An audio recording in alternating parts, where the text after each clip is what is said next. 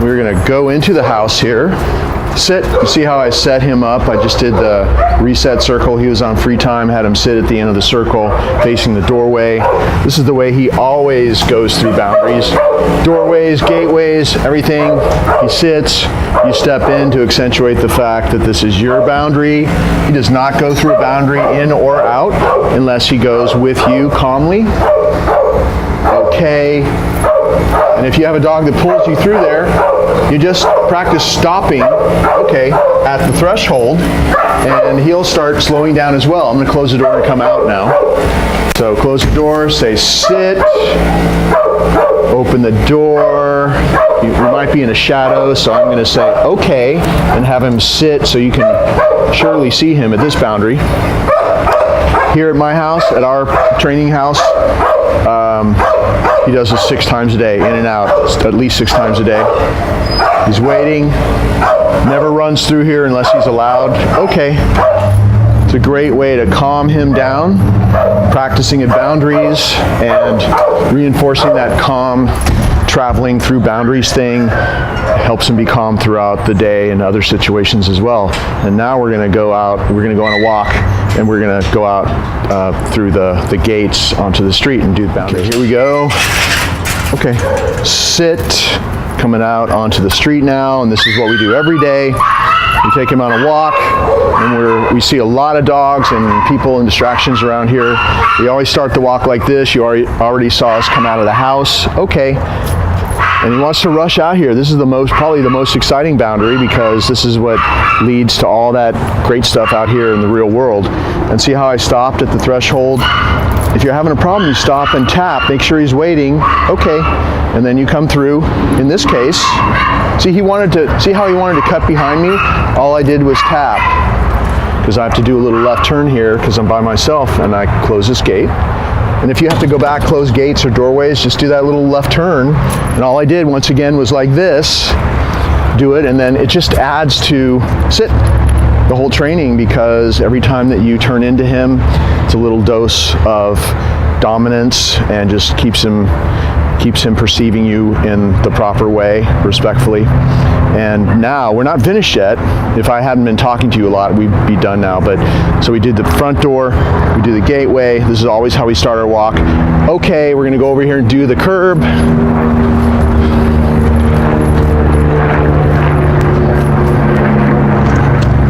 Sit. He's gotta be calm before we start the actual walk.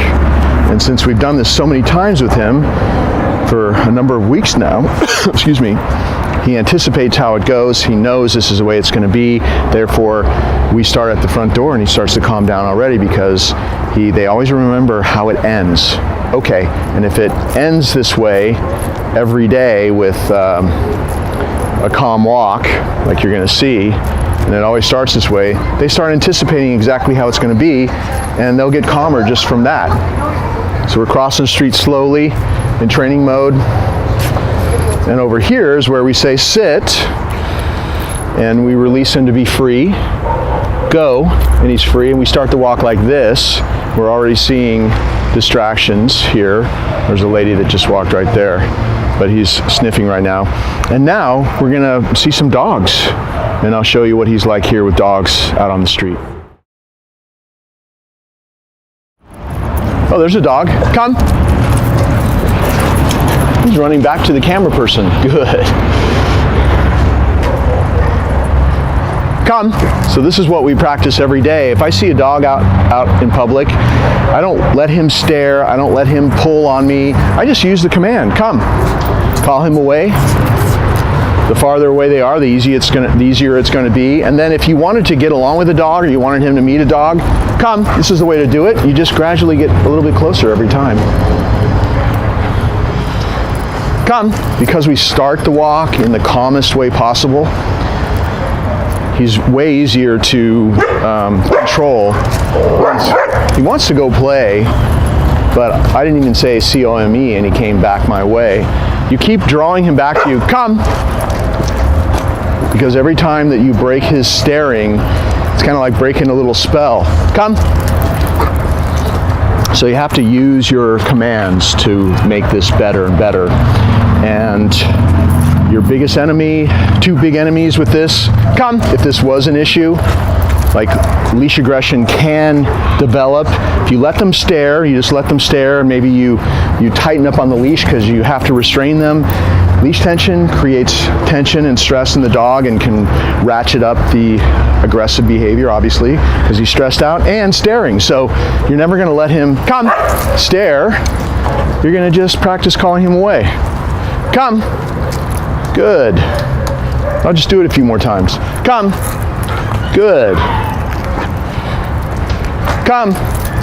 Good. This is a dog he does not know. Good. Good. Good. The leash is always loose, as you can see. If it ever wasn't, you tap. See that? You tap it, and he'll come back your way. So make sure that this leash is never tight. It's always like this. See how I'm doing it? It's really easy. Just always do it like this. Make sure that you're not doing this, because then you're going to have a shorter leash, wrapping it up like this. And make sure you're not doing this, because then you're going to have a shorter leash and you're going to have tension. Tension's your enemy.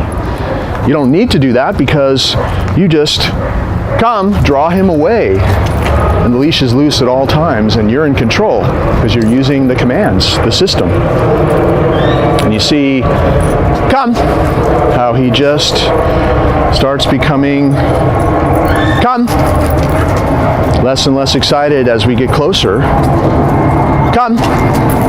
And he just wants to play. We know that, but you never want this to turn into something other than this later on as he gets older.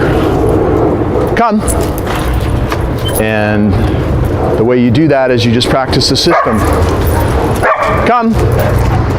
And I would try to catch him before he barks. I was just letting him kind of stay there a little bit longer here, just to see how much more relaxed he is. But it's pretty relaxing now. Like if you wanted to get along with this dog, they would walk that way, so you walk that way, and we follow for a while, and then we're not going to do that, but now you walk this way, but stay the same distance behind us. Come on. And in 5 more minutes or 10 more minutes, take him into a yard or something, and you'll be able to drop the leashes with him. He's pretty friendly with other dogs, actually. It's just a thing on the leash out on the street that can happen. But this is the way that you'd introduce to a new dog. And of course, the other dog has to be friendly with other dogs. If the other dog is completely out of control and snarling and aggressive, anybody needs to avoid that dog, of course. So this is only going to work with dogs that are okay, at the very least, not outwardly aggressive, and hopefully friendly with other dogs.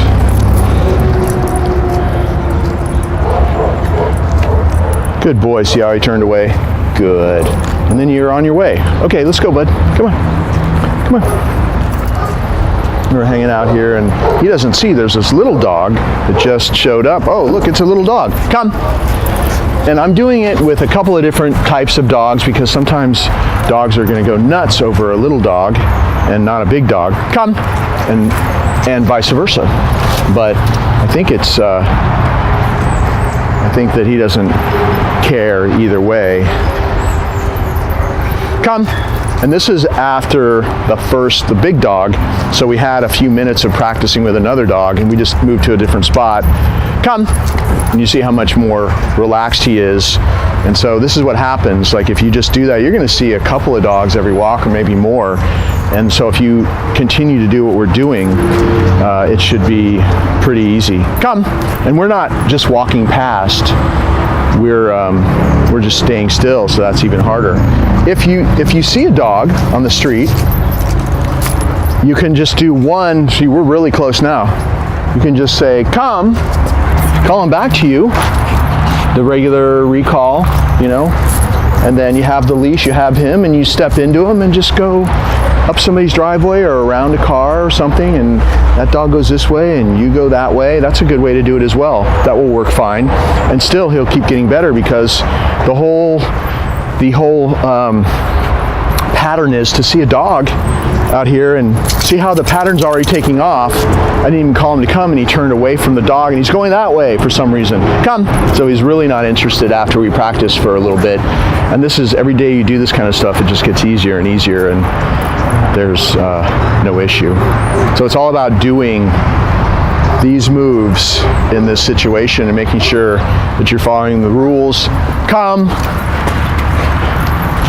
You know, left hand leash, the right hand reward, take the leash, step into him, get him out of there, or calling him back multiple times, because that helps a lot as well. And every time you call him to come to you, he's just better at his recall anyway.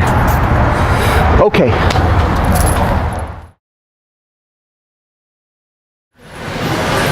Sit. Just practicing our sit stay here. It's a great place to practice. It's right by the front door where everybody's walking past, and lots of noises and all kinds of stuff that can trigger a dog to pop up out of a stay. We have practiced in a lot of situations like this before, so he does know how to stay calm and stay in a sit stay until he's released. If you're practicing in a situation like this where it's pretty good, you know, he's doing really well, he's not going to greet people who walk past because he knows that he stays there till he's released. Good. See how I rewarded him straight down like that. It was eye contact. He's looking up at me straight down. That's how you reward him when he's in a sit. I phased out the treats for sit for every other situation other than a really difficult one like this. We're still giving him treats for things that are challenging, but just all the other sits, things that he does all day long, we don't want to do that anymore because it cheapens the value of the treats for things that he, you know, that is challenging for him. So he's been in the sit stay the whole time. You would either, if you're going to walk with him, make sure you're holding the leash like this, taking the slack up with your right hand like that on the loop on your thumb, left hand leash coming out the back of your hand so you can easily just tap him back or reinforce a sit by doing this if you have to. And you say, okay, and he'll walk with you. The other way of releasing him is just to release him completely, sit off the clock, which would be patting his chest, and make sure he's not messing with your hand or touching your hand. He has to really wait, pat his chest and say go, and send him away from you, and he's free until you call him back to come again and do some more work.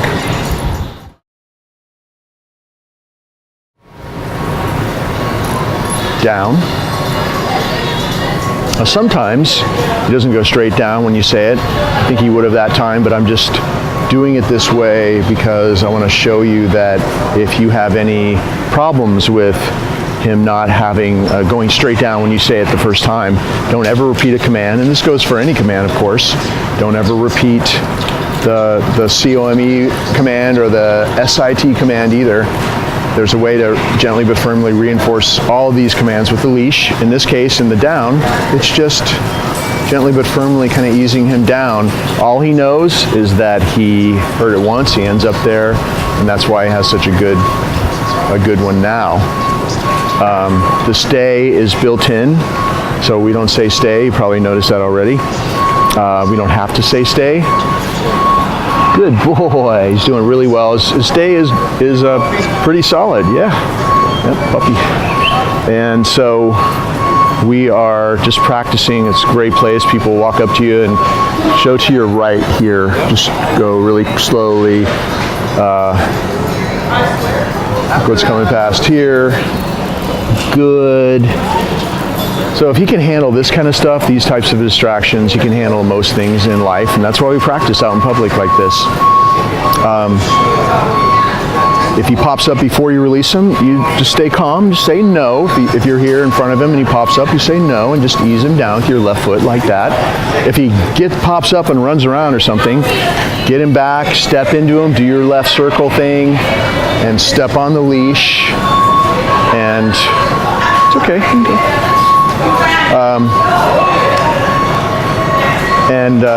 You're gently but firmly reinforcing it with the leash, but you're not saying down again. You just say no, put him back. We're never repeating the command. It makes the command seem very serious to the dog when you're not repeating it all the time. He's waiting to be released, and the way that we release him is he's waiting for us to come back and stand next to him. We're going to say, okay. I'm going to pat my leg and say, okay. I'm going to have him sit. Always release him from a down like that, because you'll have it's okay. It's okay. It doesn't matter. You're going to have a really calm release, and it's really about the releases. We're not going to release him in a excitable way, because we want him to keep a little bit of this calmness. There's a lot of stuff going on here. He's doing really well. The leash has always been loose. No tight leash. You can walk past if you want. He's waiting to be released. He's a little bit distracted, but he's still staying there. Go. That's a release command. So always release him out of a down like that. It's okay, stands up, you say sit, and release him from a calm sit stay. It's a lot easier to reinforce or enforce a calm release from a sit stay, obviously. Just like that. Staying there for a couple of seconds, go, and you see how calm he is when he's released in that way. So, and you'll see this, like, you never know what's going to happen here, so he's gotten pretty desensitized to a lot of distractions there. Why that person didn't go around me, who knows why. But we've never had a dog injured here before. Just great practice for them. Okay, let's go. Okay. When I'm practicing the recall with Max, I always do it the same way, and you see through the videos, I'm usually when he's on free time, I'm always having the leash over my left hand like that, so I have my left hand free. You've got that loop, so there's no reason to not have this free. Just put this over your wrist. It also makes it really safe. He can't get away from you. Left hand leash, the right hand reward, the target reward, and you've seen this in me calling him back away from distractions, and I'm just breaking it down for you. I always practice with these rules. I always, when I say come, I always back away. Good. His nose touches my right hand target, it opens, he gets the treat, the left hand grabs the leash. If he's off leash for some reason, you hook that left hand under his collar that has the tags, because that's the easiest one for you to grab with your hand, and make sure that you have him secured, because a lot of dogs, and he definitely would do it as well, would learn that he could grab the treat and run off again. So always make sure that he is secured like that, and he's very used to that now, so that's just part of it. When you back away, the dog is drawn to you. And so the difference between standing still and backing away is, especially when you're teaching them, is quite different. When you back away, it makes him want to run to you. If you're teaching him by just standing still, go. It's not half as good, but come. Good. If you practice backing away like I just showed you, he's going to run to you like I was standing still, and see, he came back quite quickly because of the way you practice. So we practice in that way so that when you can't back away in an emergency, your back is to a wall or curb or whatever, he's still going to run to you because that's the way you practiced. So when you practice the come command, always back away. Always call him away from something he's looking at like this. Come. Good boy. Say good, pet him, give him a treat, say good, pet him.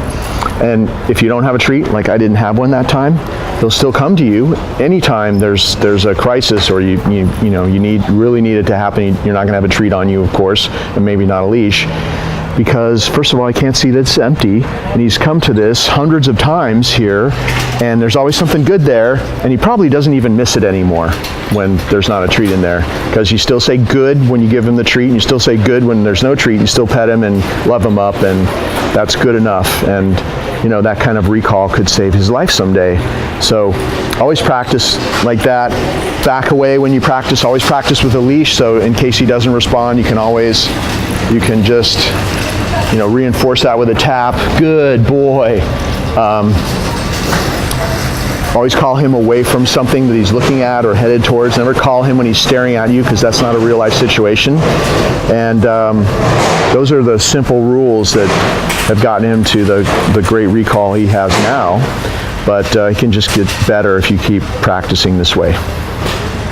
Okay. Sit. You're always going to walk him up to the stranger or the person that you're doing the routine with. You have him sit about 6 or 8 feet away, walk away from him, give the person a little treat there, walk back to him. He needs to stay in a sit stay like this. He's going to be on your left, so with your right hand, pat his chest. Make sure you're not restraining him, so you're never going like this. It's just really loose. If he gets up, if he pops up before you release him, you tap it and say no, and he'll go back. So right now it's a loose leash. He's waiting for me to, see how I'm pausing a little bit? Go. Send him over there. Come. Call him back to come to you. Good. Step into him. Have him sit. And I'm going to add a couple little things which you don't have to do right away. You can just do it like that every time. But once you get comfortable with it, and he's comfortable with doing it with you, you can add a little basic little sit stay there. And then release him the same way. Never quickly, just really kind of pause down there so he's really waiting, so he's not jumping the gun. You don't want him to have any anticipation. Go. Come. Good. Notice how I'm backing away when I call him to come. It's just sit. It's just the usual way of practicing your recall. And we're just using the recall in this situation in a real life situation, in a real life context with him actually meeting somebody, really likes this person, and therefore when he's meeting somebody he really likes, they haven't seen for a while, he could get excited. This is a great way to teach him self-control, and every time that you do this, he'll get a little bit better at doing this calmly and doing it the way we want him to do it. So one last time, go say hi, gets a treat, come, comes back to me, good. And we just practice this with as many people as possible. You've got a lot of the training built into this exercise. You've got staying calm, waiting to be released to go over. You've got not jumping on a person. You've got the come command. So it's a great thing to practice even with family members, anybody that comes over to visit that wants to cooperate and wants to help you. It's just great to do. Just make sure that you watch the anticipation. He's got to really be waiting and not jump the gun and go before you release him. It's a very, very important part of this. Okay.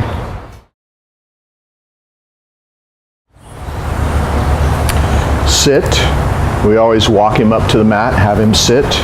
It's very similar to the greeting routine, except for now instead of sending him to a person, we're sending him to the mat. And so he waits and he sits with your right hand. He's going to really wait, and you're never restraining him, remember. Go to your mat, walk over with him and say down. It's a little bit different than the greeting routine. You don't walk over with him in the greeting routine, obviously. But you walk over with him here and you tell him down. If he doesn't go into a down, you don't hesitate and you just reinforce that down with your foot on the leash. But I've actually never had to do it with him. He's been very good. And of course we practice this a lot, so he knows exactly what to do. He's pretty much automatically triggered to go into a down every time I send him to the mat, because that's all he ever does on this mat. That's why he has such a rock solid downstay in public and in situations where there are big distractions, because we've been practicing the mat here since day one. Good. And since we practice only this one behavior on the mat, I can start taking the mat anywhere and practicing first on the mat in the presence of distractions. He's rock solid on the mat, and then once he can do it on the mat, then I don't need the mat anymore. He can do it in real life, and you'll see that, of course, on the other videos out in, so we'll pick some crazy place out in public, show you how calm he'll stay and how good he is in the presence of a lot of stuff going on. And right now I'm just doing kind of like warm-up downstays, and of course you have this wherever you go now, because we practice it so much. Good. Without the mat. And the more places that you practice this after you've done your mat thing every day, which you should do this 5 minutes a day on your property, in your house or in your yard, and keep throwing new distractions at him. Oh, there's a distraction. Nope. And that's just not allowed. Even though it was a piece of chicken on the ground, and you can't blame him for that, but he left the mat And I said no, and all I did was I lightly touched the tops of his feet and stepped into him. It's very dominant to step into the dog and he backs up. You don't want to stomp on his feet or anything because you don't want to hurt him, but it's just to give him a message to go back on the mat. What I was saying before, was that you want to practice a downstay in a different spot every day. After doing this mat exercise, on your walk or on your property somewhere else, just try to do it little downstay in a new spot every day, because every time you do it in a new spot, and sit stays as well, of course, you start to generalize a little bit better and get it that anytime, any place, anywhere, you could do a downstay, and it could be anywhere, and that's what makes him better and better over time. If you keep stretching the boundaries, keep doing a little bit of extra, something he hasn't done before. Not something that's too hard. You want to end on a success, but just keep on pushing the boundaries and trying to practice new things with him. So I have been walking around him. I've been talking a lot, but now I'll start doing some harder things. Pulling on the leash. Usually dogs, when they first come here, they'll all get up and come to me, but he knows now, that he only leaves that downstay one way. That's when we release him in a very specific way. So, and now I'm going to try something a little bit more difficult for him. I drop the leash, I'm going to walk away. I'm going to go over here. And this is really hard for a lot of dogs because this is one of the yards where they're free, and he's free in this yard a lot. And we go in and out of these gates all the time. If he's free, he's going to run up to us. We're leaving. He's going to follow us. If we arrive, he runs up to the gate. Good. Notice how I reward him. Calmly, I pause. I'll do it again just to be really clear about that. No. If he goes towards your hand, you reward. No.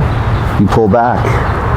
I'm placing it there overhand, and then releasing it and withdrawing, and he takes it off the mat, and you should say good when he takes it, because we want to tie in that word good with the instant he takes the reward, so that he just over time loves to hear that word good like he already does.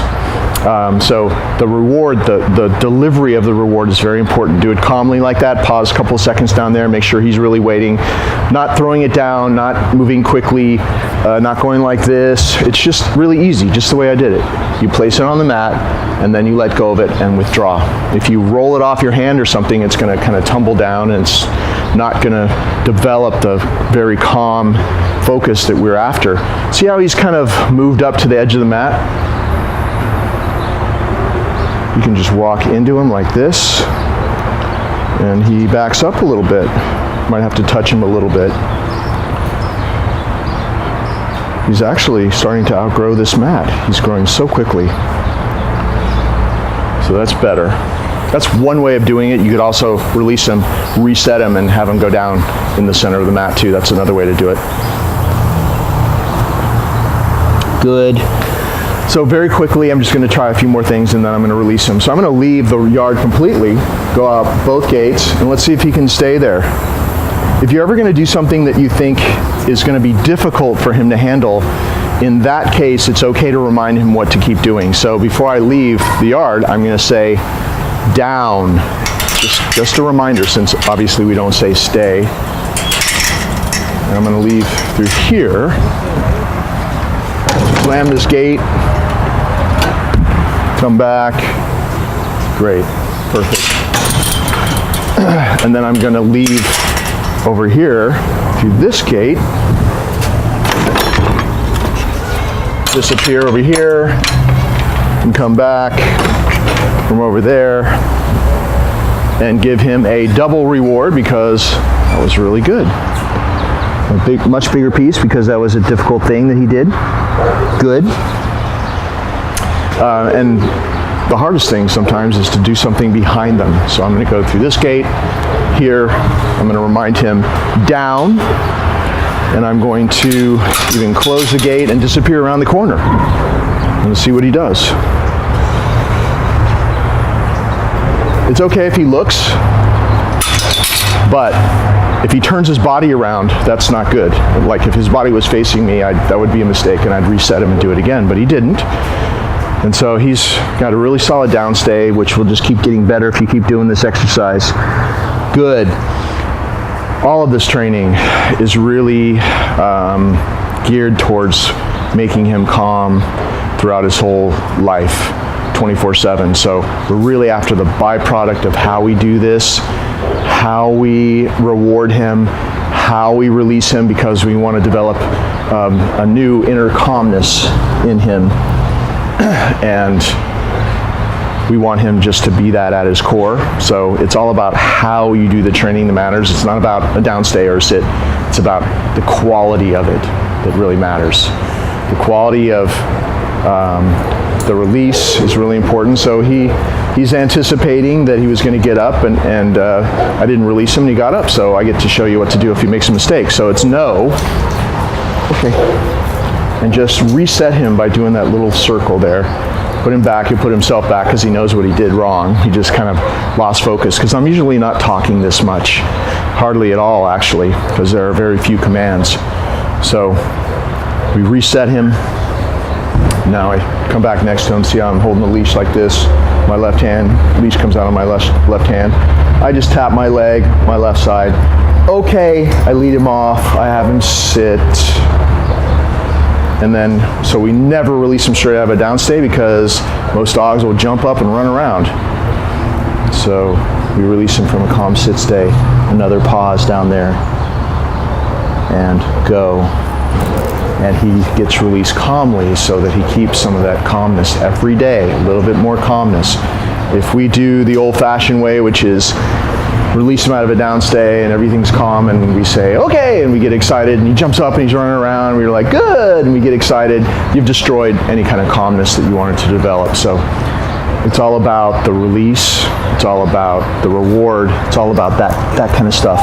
When you're finished, you need to pick this up immediately, because it's only for this one exercise. It's not for hanging out on. All the dogs love the mat, and so they usually want to run back and hang out on it, but it's not a doggy bed. Doggy bed is a free time place. He can come and go as he pleases, and he can do whatever he wants. Don't do training on a doggy bed, because it's confusing. Sometimes he's supposed to fall asleep and chew on a toy or whatever, and other times, he's supposed to concentrate. So it's better if you have this specifically for this one behavior, and it's a very exclusive spot that you allow his access on and you allow his access off, just exactly the way we just did it. And 5 minutes a day is fine. This went a little bit long because I was explaining a lot of things to you, but once you get it down, just 5 minutes a day, and always try something new. If he's perfect and he never makes mistakes anymore, well, it's time to move the mat to another spot, or try something new and try to get him to make a mistake so that you can find something to work on and get him over that. When you do it that way, he continues to get better throughout his life.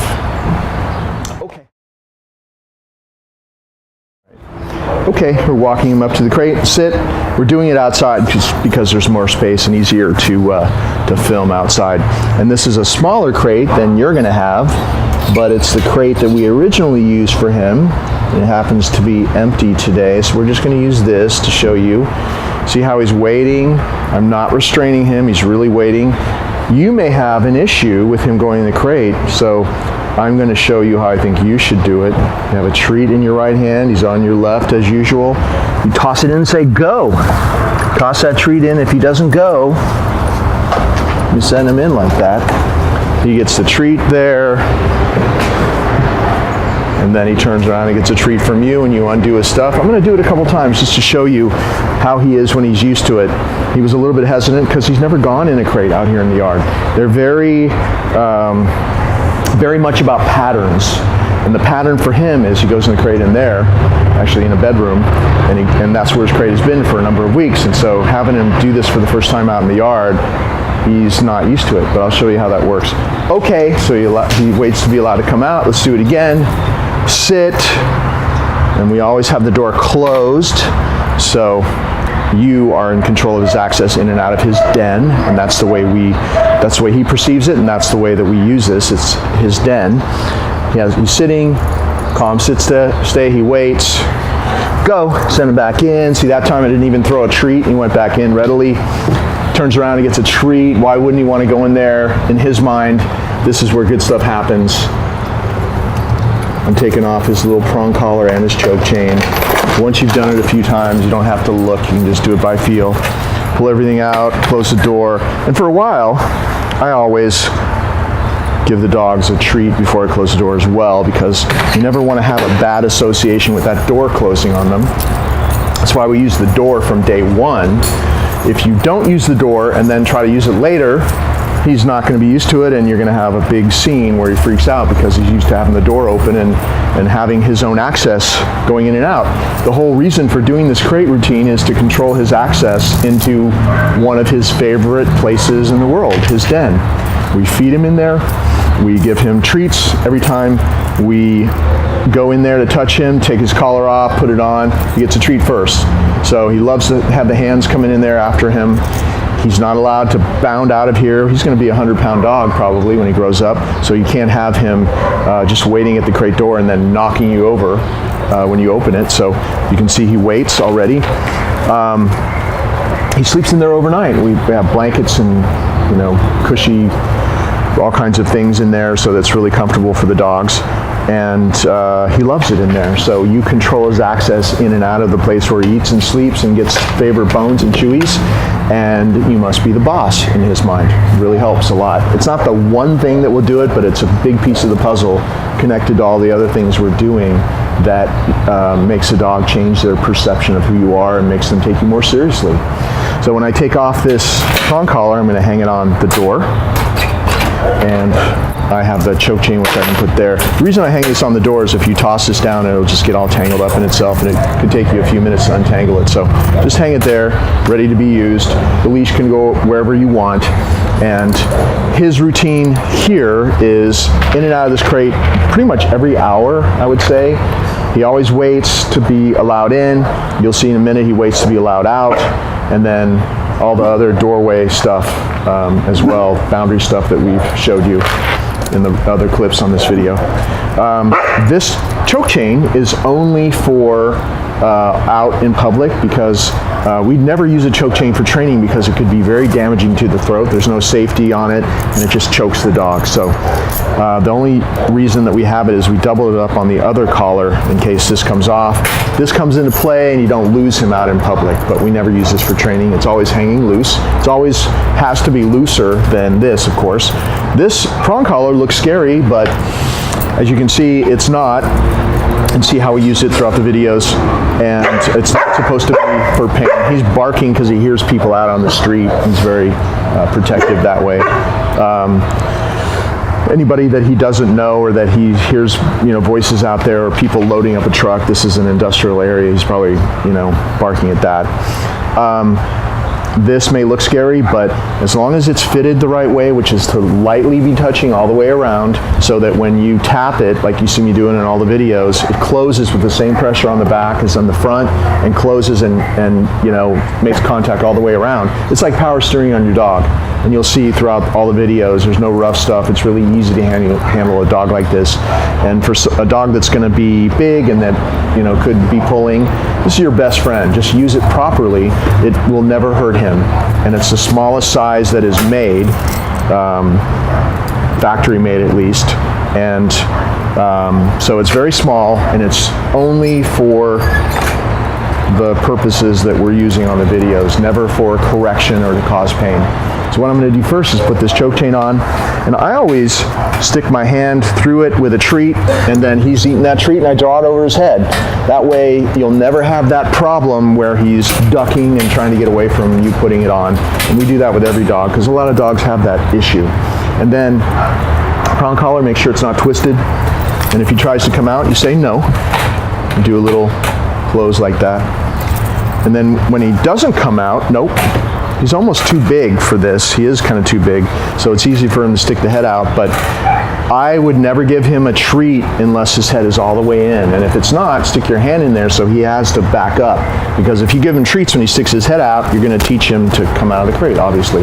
And his crate that you'll be getting is much bigger, so he can grow into it. So anyway, this should be not twisted. The leash is attached to the funny looking little buckle here, not the perfectly round ring, which is just a spacer. So you don't touch that, and it should look like this. and then you just put it on him, and it's the highest one up above the other collars. It's right under his ears, and we're already attached to the choke chain. I'm just going to attach it to the prong collar now. I'm going to stand up, and what I do with him and everybody else is I do this little exercise after I put the leash on. I step back and make sure that, good, really accentuate the fact that he's waiting at that boundary and waiting for my permission. Okay, he'll come out when you say okay, pat your leg and say okay, like that. Do a little circle, close his door, because if you allow him to go in and out, you're squandering your greatest power of using the crate in this way. So the way we use it is actually a tool for training, not just a box he gets to go in and out of where the door's open. That's useless to you.